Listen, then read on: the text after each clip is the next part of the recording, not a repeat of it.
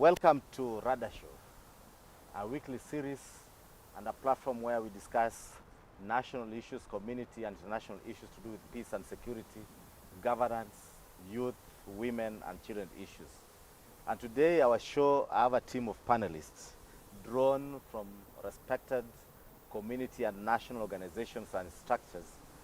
We want to discuss issues to do with crime and violence prevention within our informal cities. So welcome my panelists. Thank you. On my immediate right, we have Mr. E.P. Alphonse, the team lead, Mathare Peace Initiative. Karibu. Asante. Then my second right is Madam Kate Wangui from Kibra Social Justice Center. She will introduce herself. She has a very good bio. Thank you, Kate. Then my last but not least is Madam Local Liban from Kamaiko Ward. She is an activist and also a feminist by nature. So Radar Show is a digital platform where we discuss these issues. The intention is to provide relevant content because our digital spaces are awash with misinformation and disinformation.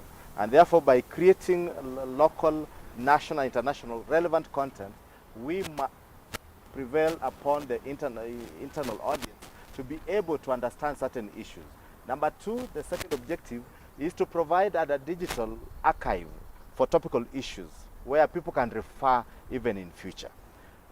When we start, my name is Eli Opondo, the Director for Champions of Peace. I'm the host for this Radar Show, whose objective is to amplify the local voices. So I have with my team, they're calling themselves the Radar Corps.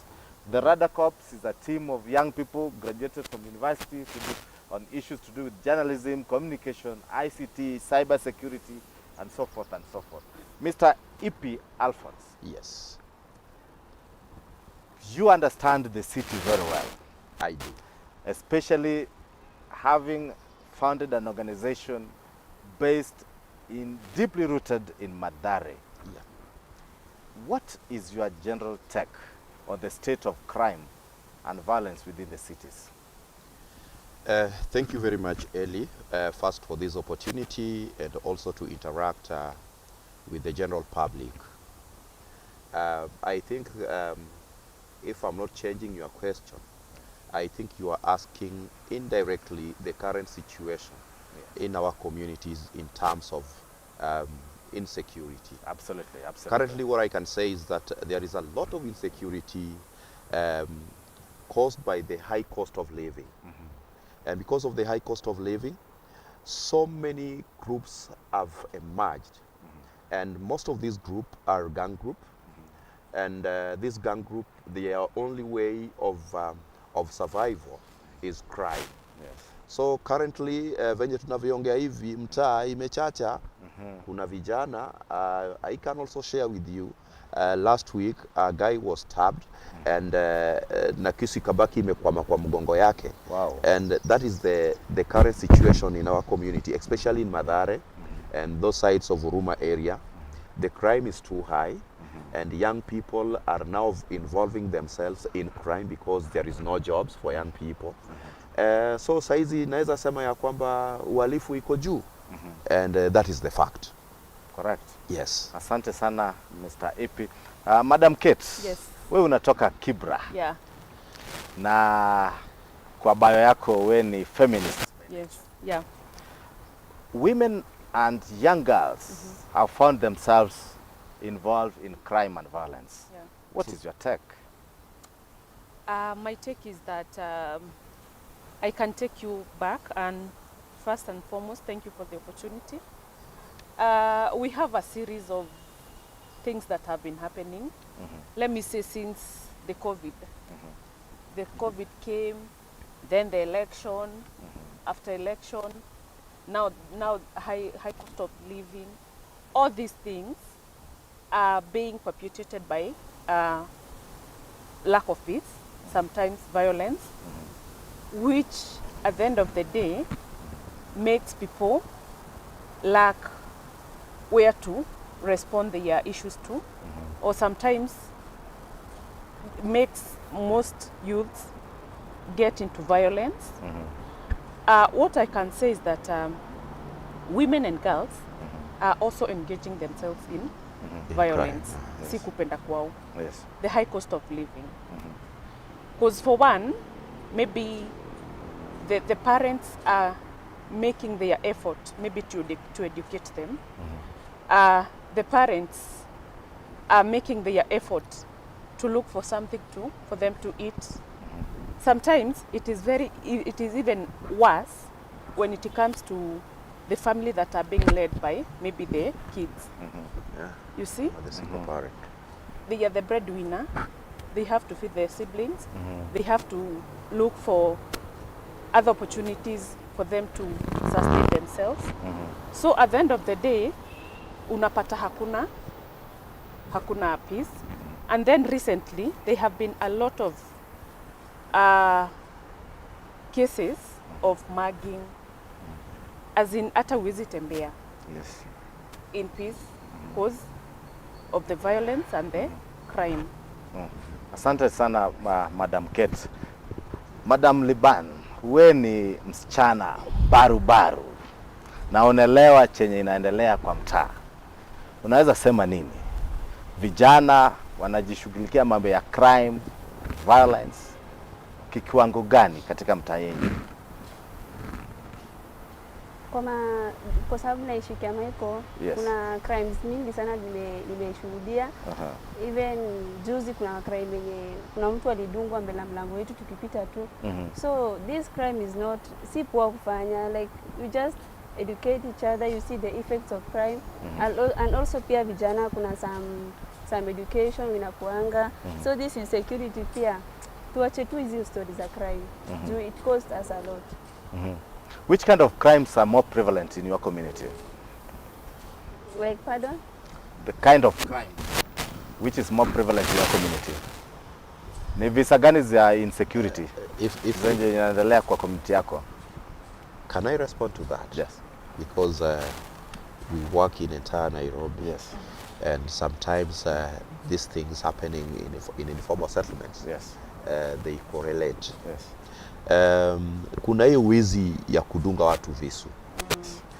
Na saizi zamani mwizi alikuwa mtu mkubwa kama mimi.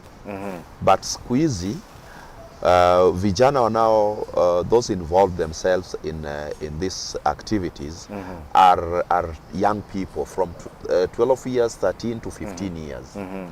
And they work in a group of around 6 to 7 people. So because wanajua maybe ukiwashika unaweza wapiga, they use knives and screwdrivers to steal from our people. So the activities zao mara mingi ni snatching, phone snatching. Kuna saa zingine wanaweza kukupata wakiwa in a group of so many young people. Yes. Ukijaribu kuresist, they will stab you. Alafu kuna pia hii ya housebreaking, vijana mnaziitanga koto. And then kuna hizi pia za gang, wanakuja tu wanaanza kukupigia nduru, umetuibia, kumbe ni wewe ndio target, ndio ukaweze kuibiwa. Yes. So those are the activities zenye hao watu wanafanya in our community. Yes. Another thing ni ya kwamba when these young people are regrouping to this community to form their groups, they are not alone. Kuna watu wengine pia nyuma yao. Wacha tuzungumuzie kitu kama Gaza. Gaza is a group that uwezi ukapigana nayo. Kwa sababu wako na weapons. Kama ni small arms, they have them. Kuna this group recently ilichomoka Mathare inaitwa Katombi. Huwezi pigana na Katombi kwa sababu Katombi is a gang group yenye iko mpaka na inspector wao na iko mpaka na squad au ring leaders. So kupigana nao inakuwa ni ngumu. Recently tumeona pia DCI wamejaribu kuwa eliminate, wamejaribu pia kwa manyang'anya hizo tu silaha, lakini these people they recruit each and every day. And remember they recruit from 12 years. Yes. Na vijana 12 years wako wengi sana in informal settlements. Yes, yes. Another issue yenye ningependa kuongezea yenye Keta alikuwa anazungumzia. I've witnessed young girls 13, 14, 15 years Yes. wakimag watu kwa barabara, very young girls. And the reason as why these people wanaingilia hizi crime, wanasema au pia wanajitafutia maisha, wanatafuta kuishi. Sasa hivyo ndivyo hali ilivyo saizi, vile unavyozungumza hapa hivi. Hivyo ndivyo hali ilivyo mashinani. Things are not good. Ukiwauliza wanasema high cost of living. Wengine kuna pia school dropout yenye sasa inakuja kwa sababu mzazi hawezi akalipa school fee. Kuna school dropouts. Watu waki drop out from school, wengine class 7 wanafanya kazi gani? Ni stealing from the public. Yes. So unakuta most of the activities ni hiyo koto, housebreaking, alafu zingine ni kuanza kukibiza ili kwa barabara kama ili yako na pesa, mwizi tumnyang'anye. Alafu na ingine sasa ni kupata kwa barabara tukudunge kisu. Alafu na tisa ama ngeta sasa hiyo imepanda sana. Na hiyo inakata cross. Yes. Now, Madam Kate, on following up on what Ipa just put, you mentioned the involvement of young girls and children into crime, which people are not discussing.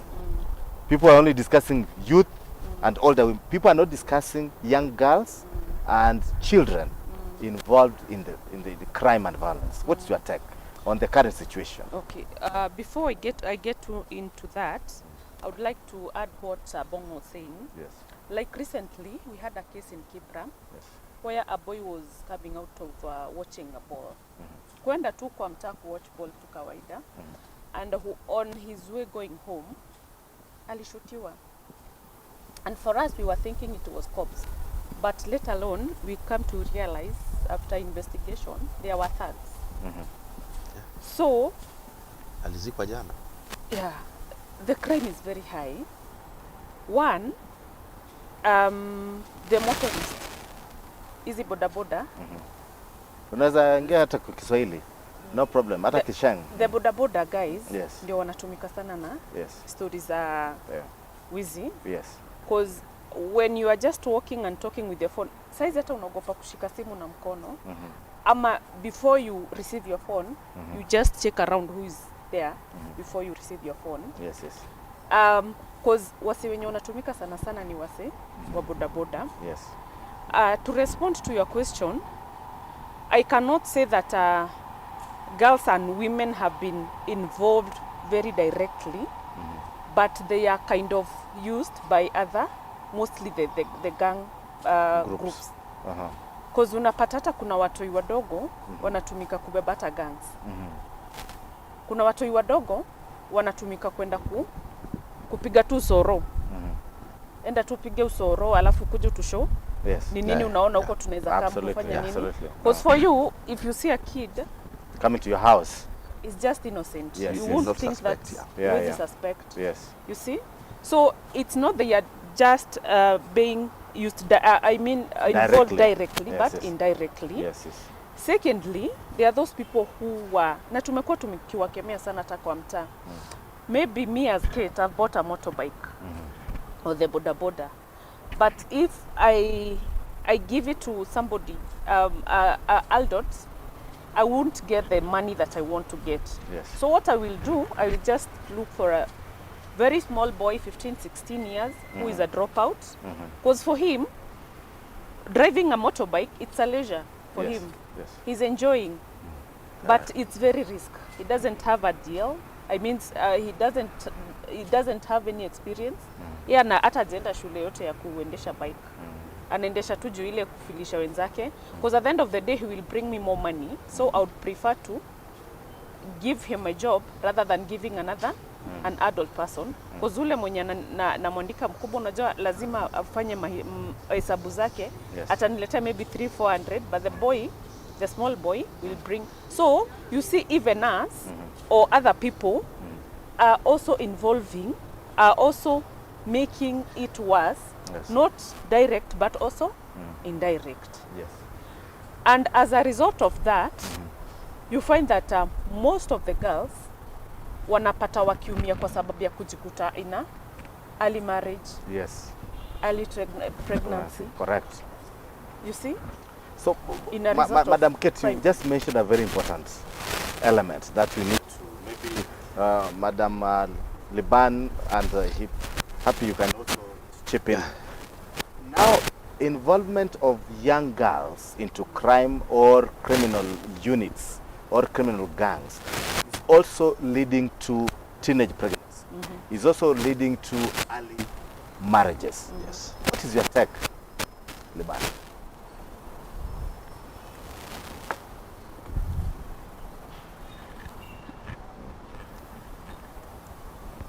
Let Rabongo start first. Huh? Let him start first. Okay. Maybe you can chip in. I think these young families, Yes.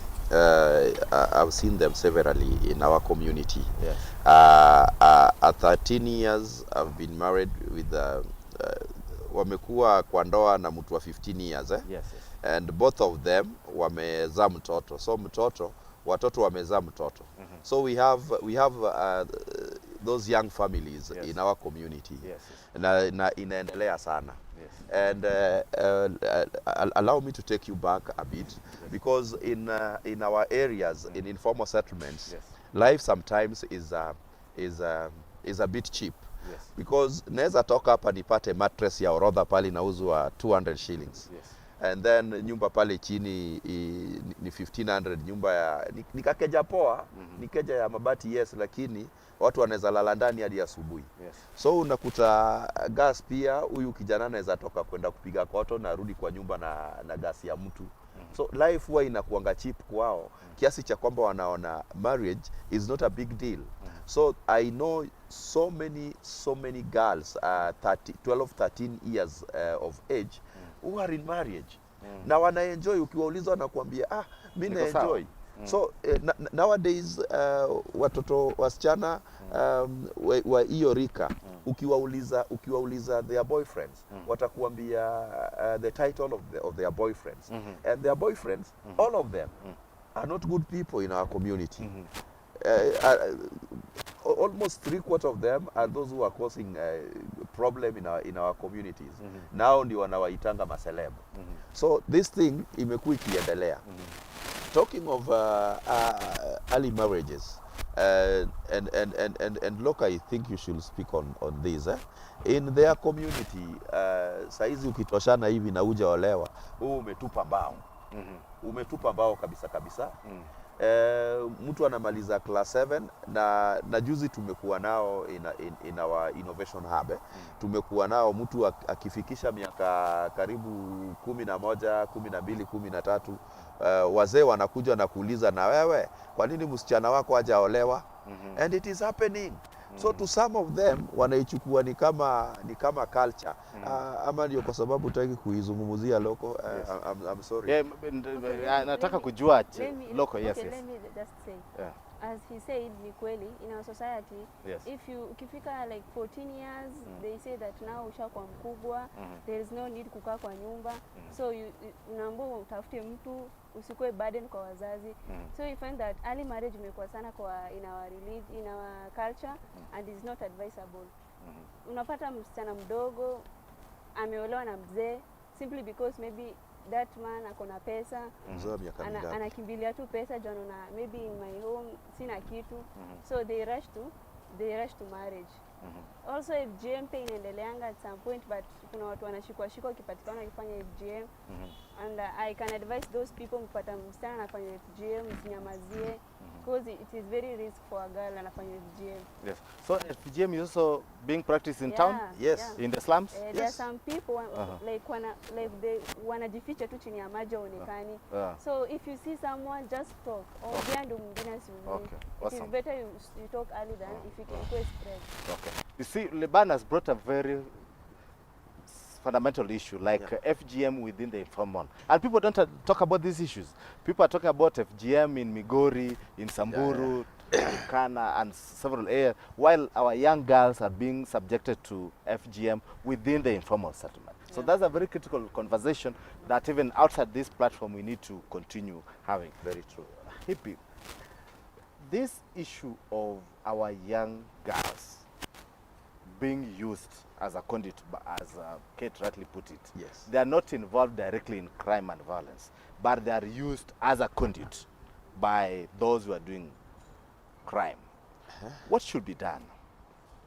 I think we need to sensitize these young girls. Yes. And on our side, as on our part as a community organization, Yes. we have tried our level best to engage young girls in different programs. Yes. We normally have a discussion with them, at least some of them, to learn on how they can bypass some of these things, because these are challenges. Yes. But sometimes I get it difficult sometimes to actually kuchallenge mtu mwenye alisha ingia maisha yake ilishaingiana kwanza kutembea na gang. Inakuwa ngumu. Let me tell you, on 24th usiku and 31st of December, ni wasichana walikuwa wanatumika kuambia innocent people, usipite hapa, kuna wakora, piteni hapa. Na ukienda kupita hapo, maboyfriends wao wako pale, wanawanyonga pale, wanawadunga visu. So kuna wale wenye walishaingilia hii kitu na crime ilienda ikawaingia. I want to tell you today, a beautiful lady like huyu ama loko hapa, anaweza pita hapa na amebeba mkoba, na hiyo mkoba ameweka bunduki, na police will not suspect. Absolutely. But Absolutely. mimi nikienda kupita hapo kama nimebeba huo mkoba, nitasimamishwa na askari, ataulizwa ni kwa nini unaenda wapi, na so nitashikwa. So again, vijana wenye wako kwa crime wamekuwa wakitumia young ladies as their shield. So we pita tu, lakini mimi ndo naenda kuitumia kifaa. Wanakita kifaa. So mtaa kuna mambo mingi sana ambazo zinafanyika. Na wasichana wanatumika hivyo kwa sababu pia ni kwa kupenda kwao. There are some families, msichana akifika miaka 15, mama anakuambia na sasa tutakula nini? Na si hata utoke nje uende ukatafute na ukuje na chakula. Na sasa na huyu mtoto anajua yeye mwenyewe hawezi enda kufua, isili vile mama wengine wanafua. So saa zingine pia mamake ni mama fua. So chenye anafanya ni anatafuta easy money. And easy money they can only get it from wrong youths. Yes.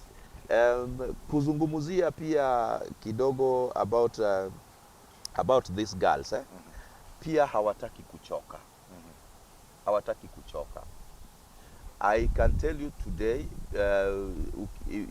ukitembea mtaa utakuta wasichana wa 12 years anakuambia ndugu, we ni sosa kwangu, we ni sosa kwangu, kwa sababu hizi tabia walizizoea kutoka chini, kutoka wakiwa wadogo.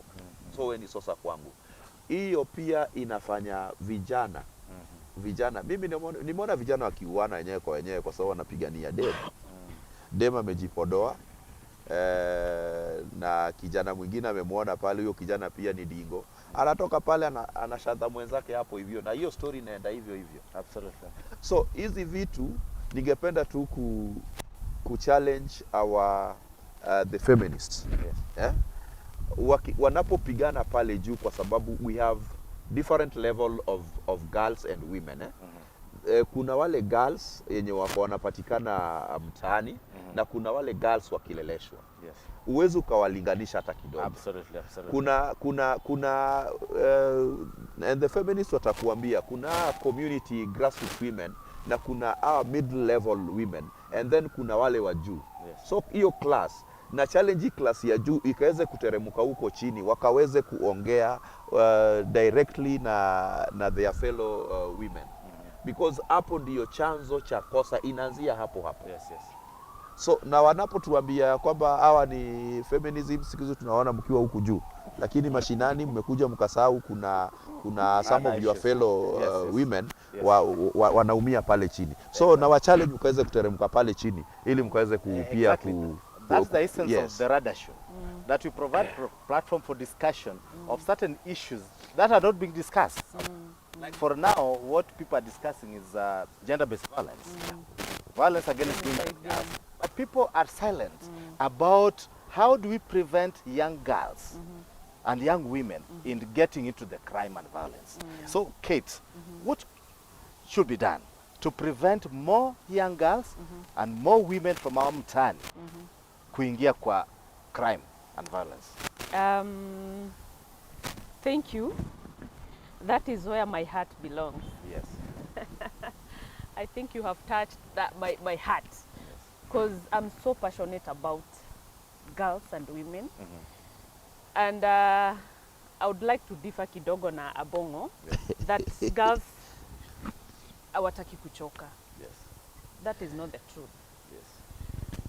I'm saying not unless we deal with the root cause Yes. of all these things, Yes. and we stop assuming, and we stop saying that the assumptions ati si anataka maisha ya raha, si anataka, but we don't know what was the root cause. Not unless we assume or we feel that these are our daughters, these are our sisters, these are our mothers, Yes. that is when we will be on the same page. Yes.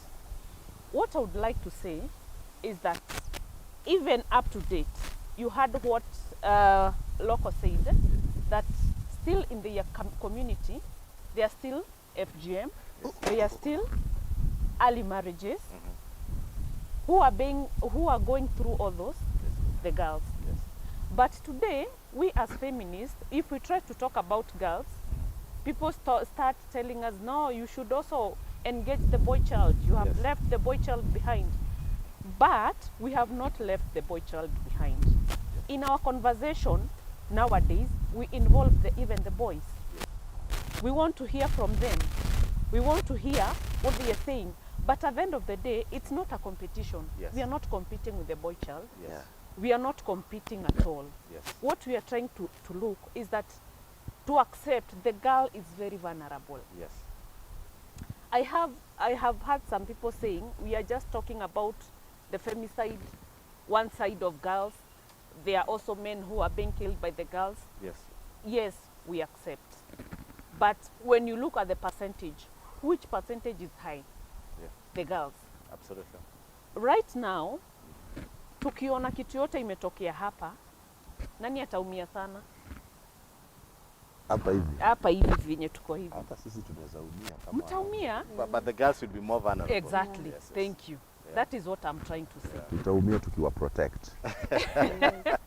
We'll protect But you. at the end of the day, It's the man true. have that masculinity. Absolutely, absolutely. The man have that voice from the society. Yes. The man have that support Yes. from the society. Yeah. But this girl, remember this girl have started, ni kama venye mtoto anaanzaga kugrow.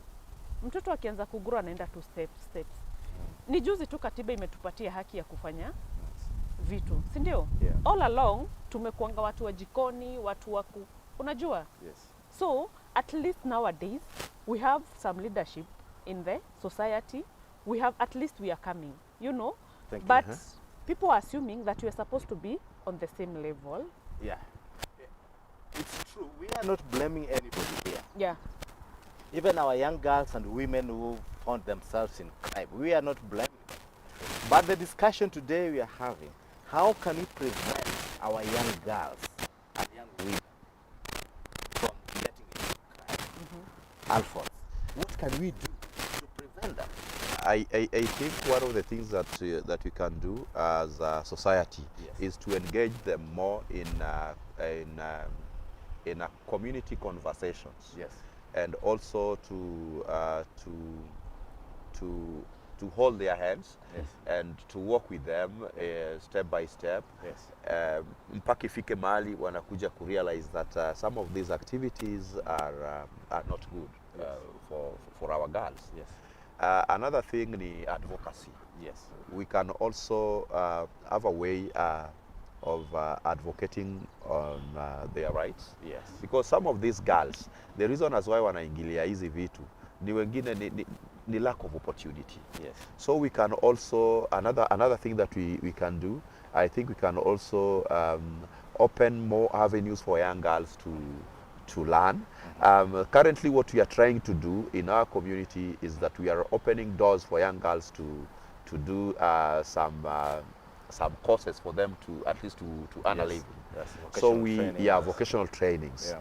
I think if we can involve girls in vocational trainings, vocational skills, I think that will be the best way. It is the best way of preventing young girls kuingilia crime. Yes. Yes. Thank you. As we come to the last segment of our discussion, resilience. Our young people resilience. Not all girls, not all young girls join crime, despite their poverty levels. True. Not all young people involve themselves in crime and violence, despite their humble background. What is the community resilience among our young people? Acha niseme kwanza, Keti itakuja kwako. Vijana wanapenda kujituma. Na vijana watajituma. Mara mingi nimeona hata wale wame reform from crime. Yes. Wengine maybe mtu wao mengi alipigwa. Yes. Naona mara mingi siku hizi wakifanya kazi ya community. Yes. Wanahakisha kwamba wanafagia mtaro. Wengine pia wameajiriwa ni part of Green Army. Hii ni ya Sakaja. Yes. So ninaona vijana wanapenda kujituma. Nowadays utakuta kijana anaweza toka kwa nyumba akiwa na pesa kidogo, anaenda Kikoba, anachukua manguo, anakuja kuuza mtaani. Isipokuwa hapo mbeleni zingine zilikuwa ni para. Vijana wanaelewa para ni nini, si uko kwa rada show. Zingine ilikuwa ni ya kufunga rada, kuangalia mimi saizi nauza nguo hapa, lakini najua fulani nikitoka hapa nitapiga pale kwa sababu ule nazo na ule pia ako nayo. So zamani ilikuwa pia ni ya kufunga rada. Siku hizi nimeona vijana wana change. Mtu anaamka asubuhi, anajituma, anafanya kazi ya makanga, ikifika mchana amepata yake hapo kwa nyumba, anatushikana ile kidogo. Lakini ukosefu wa kazi, ukosefu wa ajira, hiyo ndio chanzo kuu cha kufanya vijana wetu wanaingilia uhalifu. Asante. Correct. Now before it comes, government social settlement programs like what Green Army Sakaja has come up with, do you think those social settlements at community level can prevent crime and violence in our communities if they are brought in our communities? Yeah, they can, because I remember we can relate with the one that was before the election. Yes. Kazi kwa vijana. Yes. That really helped a lot of youth. Yes. One, some of them, they knew that Friday kuna do inaingia. Yes. So they had engaged themselves to different chamas. Yes. They had started small businesses. Yes. At least they were busy. Even Yes. the crime wasn't that high. Yes, yes. Because at least they were so busy. Yes. Because mtu alikuwa anaingia job asubuhi, jioni amechoka, ni kuoga, maybe kama ni kwenda base ashikishe, alale cause kesho anafaa kurauka. Yes. But the moment hiyo job ilikuja kukatika, I think Kabongo can attest, crime ilipanda once too. Cause msee alikuwa ameshazoea Friday kuna kakitu kanaingia. Yes. You know, Friday kuna at least kuna food itakuwa kwa meza. Yes. Unajua, but the moment ilikatika, crime ikaanza tena. Yes. Yeah. When I talk about the resilience, I can say even if we were saying about the crime kwa mtaa, bado vijana naweza sema kudos to them. Yes. Mostly wenye wenye wanatumika sana ni hawa watu wadogo, because mtu yeye atakikuangalia hivi Kenya anafikiria tu ni kukuua. Hana second thought cause hana familia, hana anything. He has nothing to lose. But at least mtu wako aged kidogo mwenye ako 20s, 20 something, they have a second thought. And those are the ones that I'm talking about, the resilience. Yes. Cause siku hizi wanajituma. Kitambo hata ungeita msee akam kwa chief baraza. Kwa chief baraza ama tu kuingia tu kwa hiyo compound ya DC. Msee anafeel tukikutana tu na karau mimi nashikwa. Nowadays we have conversation with them, with police. Yes. Wanajiongea, wanasema ni aje, wacheni kutuua tu ovyo, wacheni tu kutushika tu bure. And also I can say even community policing imesaidia pia. Kwa sababu pia hiyo engagement inasaidia sana. Yes, yes. Unapata saizi hata si kama kitambo. Kitambo walami wakikaa mtaa walikuwa wanasindikizwa na makarao. Yes. But saizi maboi wa mtaa ndo security. Correct. You see? So unaona hata hiyo kuwa engage. Yes. Inakuwa poa na pia kuwatolea that image. Wase wakireform wamereform. Correct. Wase wakireform pia si poa kushinda ukisema si wewe ulikuwa mwizi. Yes. You know? Yes. Wakireform the brand and the tag. Exactly. Yes. Yeah. So for them I can say they are trying a lot. Yes. Even the girls. Yes. Mdema amepata mtoi, unapata anapeleka mtoi daycare, anaenda shughuli, anaenda kutafuta place anaweza enda kufua. Yes. Kuna hizi forums zinakuja mtaa. Yes. Unaona kuna mdema atakuja na mtoi wake na akae kwa forum mpaka iishe. So at least I can say they are trying. When they get opportunity, they engage in themselves also. Yes. Yeah. So I think Eli, a minute. Yes. Kuna hii group Juvenile Guns. Yes, Juvenile Guns. That's what we've been talking about. Yes, Juvenile Guns. Hao unajua wengine wao hawajapata ID. Yes. So hawezi wakakuwa absorb kwa kazi mtaani. So kwa sababu hata miaka zake kwanza za kuchukua kitambulisho bado. So mara mingi sasa hawa ndio wanatusumbua sasa hivi. Okay. The Juvenile Guns. Yes. Yeah. So Juvenile Guns hiyo ni serious cause hao ndio unakuta hizi miaka 13, 14, 15 wanakuja kukunyang'anya venye umejenga hivi, wanakuja rende ya mtu sita, na kitu ya kwanza wanakuja kufanya ni kukudunga ndio wapate nafasi ya kukunyang'anya. I think kama pia tunaweza focus kwa hizi groups of juvenile. Yes. I think our community itakuwa safe. Correct. Because sometimes we don't invite them in our conversations simply because tunaona kama watoto. Yes. Na watoto ndio wana terrorize our communities. Yes. So I think if there is any way we can start incorporate them in some of our discussions, yes, then it will be a good way of doing what? Of curbing that the crime in our area.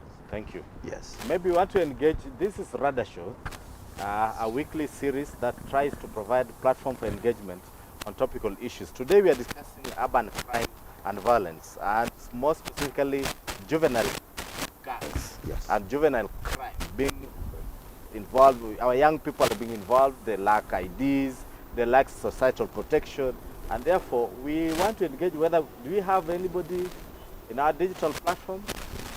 Comment, questions before we go to our final remark. Okay. Now, we are not blaming our children by involving themselves into gangs or violence. We are not blaming our young women, our young girls, by involving themselves into crime and violence. But we need to have this conversation so that remedies and responses, strategies should be developed to prevent our young people, our children, from getting into crime. Kate rightly put it that our young people are not socially and psychologically prepared to handle emotions or pressure being meted by their families and community and society. Liban, what is your final word to our young people? My final word is like kama wewe ni msichana uko nje, don't allow FGM, also early marriage. Instead, kama maybe umemaliza form 4, instead of sitting at home, kuna some vocational training ziko nowadays, they are free. As a girl usikubali kukaa, and also kuna some girls, in fact there is an incident that and niliface. There is a girl alikuwa ametumiwa, alikuwa amepaka makeup, and then she was alikuwa ameshikilia some drugs. Sasa unapata demo amepaka makeup, hata mtu ajui kama anauza those drugs. Unapata ni challenge, anamwambia juu utapatikana na niko kwa gari, wewe nishike hizi ma drugs. Yes. You are beautiful, hakuna mtu mwenye atajua umeshika hiyo drugs. So we find that wakikuja kusearch wanaambia msichana wewe ni mrembo, wewe kaa tu kusearch. We find that msichana anatumika. So don't allow as a girl usikubali kutumika na usikubali kutumika. Kuna something ziko free, enda tu usome. Pata some knowledge, there are some jobs utapata, jitume tu. Don't choose easy way, alafu ndio upate nini risk. Yeah. I don't want to rub what Liban has rightly put, very three distinct ways. Our young people are being used by even drug dealers, but Liban is saying we need to know. Many people are doing it because they don't know. Yeah. Amepatiwa hiyo kitu kwa gari and ajui. And even the security apparatus do not even know that this beautiful lady can carry a whole 7 kgs of marijuana. So, Wangui, you are a feminist and a woman crusader.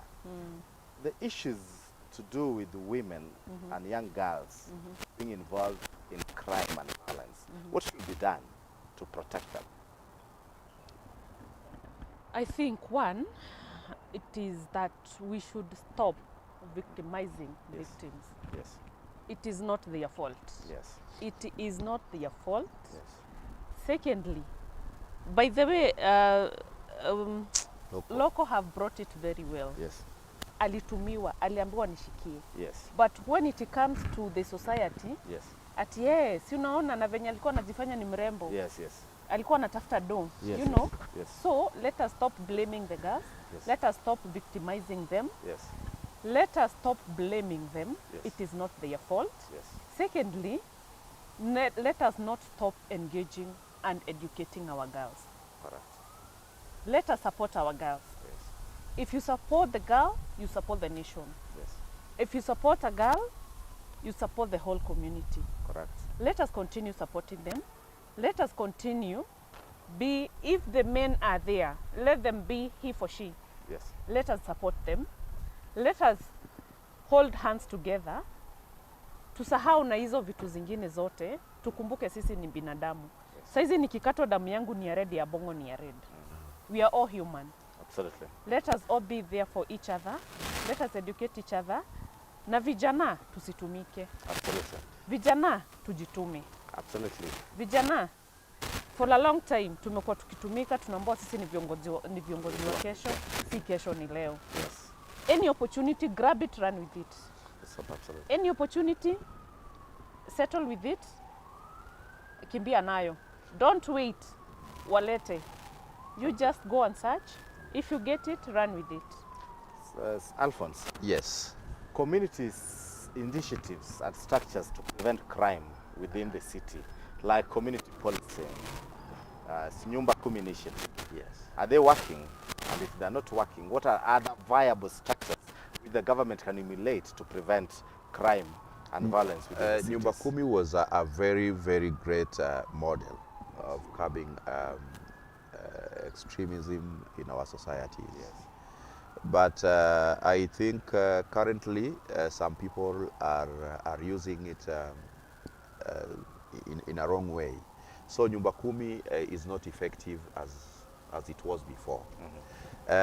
Community policing in some areas died long time ago. In some of these area, community policing is not even there. We have some of these the peace committees which also died, I don't know which year. But those structures are still there. But they are ineffective. Hakuna kitu wanafanya. Kama wangezikuwa effective, then I think even some of these things zenye zina happen kwa community hazingelikuwepo. Sure. Remember huyu Nyumba Kumi, huyu mwizi anatusumbua hapa nje, anatoka area fulani, hiyo area mali anatoka kuna Nyumba Kumi. Yes. Nyumba Kumi ametake steps gani kwenda kuripoti huyo kijana? Correct. Hakuna. Saizi as we speak in our areas, najua because I've shared this link to some of our friends from Nigeria, they are watching us maybe. Kuna vijana natoka hapo chini, wakishatoka hapo chini wako very high na hakuna you cannot stop them. Yes. Wakishagonga hizo vitu, kijana mdogo anakuona ni kama wewe ni rika yake, anaweza kufanyia chochote. Yes. Ningependa kuambia vijana ya kwamba tusare madre, tuachane na hizi madre. Hizi vitu hazitupeleki mahali. Absolutely. Tuachane na madawa tegemezi kwa sababu hazitusaidii. Yes. Then tunatumia madawa tegemezi ili tukaweze kupata courage ya kuibia mtu kwa barabara. Hiyo tabia mazejo vijana, tusare madre na pia tukaweze kuleta amani mtaani. Thank you. Na kwa serikali yetu, please strengthen the initiatives zenye mko nazo hizo, kama ni nyumba 10 kwa serikali, ningependa kusema kwamba mkaweze kuzitia nguvu ili zikaweze kuwa effective in our society. Kama ni sub county peace committees, wawe na nguvu zikaweze kufanya kazi mtaani venye zinastahili kuwa zinafanya kazi, kwa sababu model iko sawa. Unakuta kuna locational peace committee, kuna divisional peace committee, kuna sub county peace committee, lakini ukikuja kuangalia ile kazi yenye wanafanya hakuna. So simply because the government hawataki kuwa strengthen. Langu kwa serikali ni ya kwamba strengthen these committees ili tukaweze kuleta amani na uwiano mtaani. Asante. Thank you.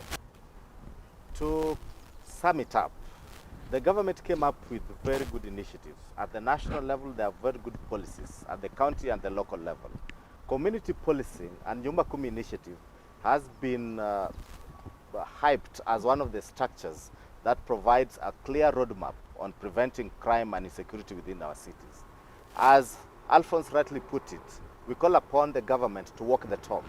How can we strengthen the Nyumba Kumi initiative at the community level? How can we integrate Nyumba Kumi, community policing and peace committees so that we provide synergy at the community level, so that we don't see an environment where peace committees are working from east, the Nyumba Kumi are working towards north, and community policing are working down south. So we need to bring synergy as part of integration of all these local structures. The second appeal now is we should not blame our girls, we should not blame our young people, we should not blame the victims by involving themselves into crime. How then do we prevent them from getting into crime? Lastly, we need to increase advocacy on education. Like what we are seeing in Northeastern, where the terrorists are using even donkeys to ferry the IEDs. That's the same strategies they can use in cities. They're using beautiful ladies to put their IDs in their bags. And thus, this platform provides a roadmap upon which our young people should know that even terrorists can use them. The way drug dealers use them to carry the drugs, the way criminal gangs are using them to carry guns, that's the way the same terrorists can use our young girls and children to ferry IDs from one location to the other. This show provides a platform upon which we discuss issues which sometimes are not discussed in the normal offline discussions. And therefore, you can like our page, you can subscribe to our YouTube channel, Facebook channel, and we thank our able panelists today, Madam Loko Liban. Thank you, and Madam Kate Wangui. And of course, my veteran friend, Alphonse. Maybe closing remark, 1 minute. If you are going to heaven today, what will you tell our community? Let me start with Loko. Okay. 1 second. You are going to heaven today. What will you tell our community? Only 1 second. Only 1 or 2 seconds. Caring. That's all. Nini? Caring. Caring. We need to care for our people, irrespective of who you are. We should not blame the victim. Kate. Ubuntu. Ubuntu. We are together. Ubuntu. Alphonse. Yes. Yangu ni kwa vijana. Yes. Tusare madre. Na tuache kuleta fujo mtaani. Thank you. Security begins with you and me. It's not about the government, it's not about the county government, it's not about the Sun Chief. It is me and you who can make our cities, our communities, our estates, our offices more secure, stable, and peaceful. Thank you. Okay, thank you. Thank you. Elio Pondo. Kichwa kwa kawa kulawa.